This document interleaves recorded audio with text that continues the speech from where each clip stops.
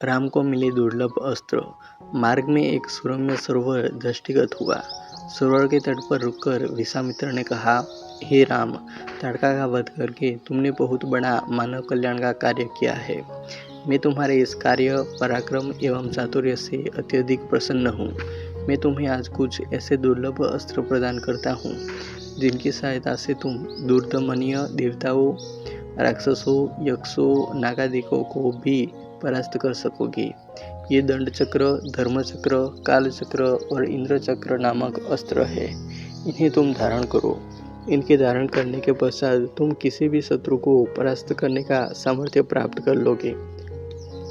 इनके अतिरिक्त मैं तुम्हें विद्युत निर्मित वज्रास्त्र, शिव जी का शूल, ब्रह्मशीर, येसिक और समस्त अस्त्रों में अधिक शक्तिशाली ब्रह्मास्त्र देता हूँ।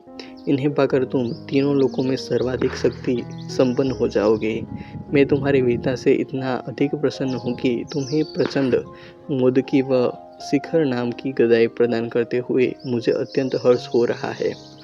मैं तुम्हें सुखी और गीली दोनों ही प्रकार की असनी व पिना के साथ ही साथ नारायणास्त्र, आग्नेयास्त्र, वायव्यास्त्र, हयशिरास्त्र एवं क्रोंच अस्त्र भी तुम्हें प्रदान करता हूँ।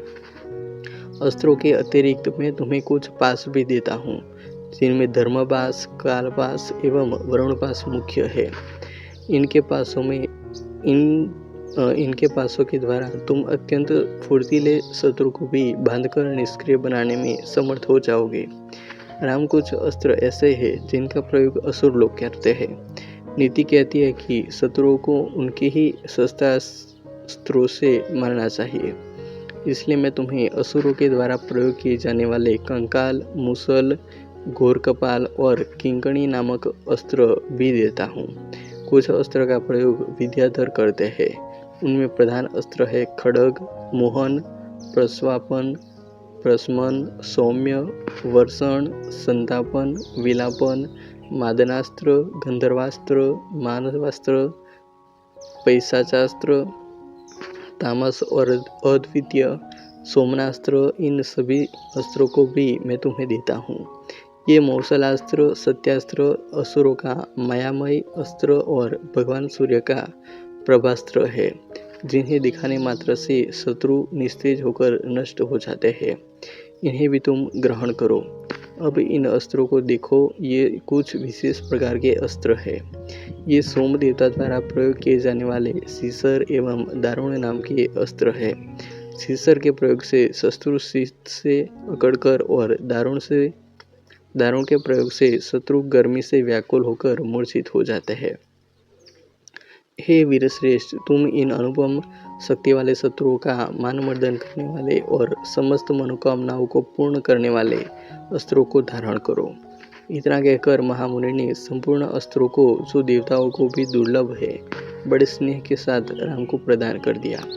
इन अस्त्रों को पाकर राम अत्यंत प्रसन्न हुए और उन्होंने श्रद्धा के साथ गुरु को चरणों में प्रणाम किया और कहा, गुरुदेव, आपकी इस कृपा से मैं कृतार्थ हो गया हूँ। अब देवता, दैत्य, राक्षस, यक्ष आदि कोई भी मुझे परास्त ही नहीं कर सकता। मनुष्य की तो खैर बात ही क्या है, किंतु मुनिवर, इस प्रकार के अस्त्र गंधर्वों, देवताओं, राक्षसों आदि के पास भी होंगे और उनका प्रयोग वे मुझ पर भी कर सकते हैं। कृपा करके उनसे बचने के उपाय भी मुझे बताइए। इसके अतिरिक्त ऐसा भी उपाय बताइए जिनसे इन अस्त्रों को छोड़ने के पश्चात अपना कार्य करके ये अस्त्र पुनः मेरे पास वापस आ जावे।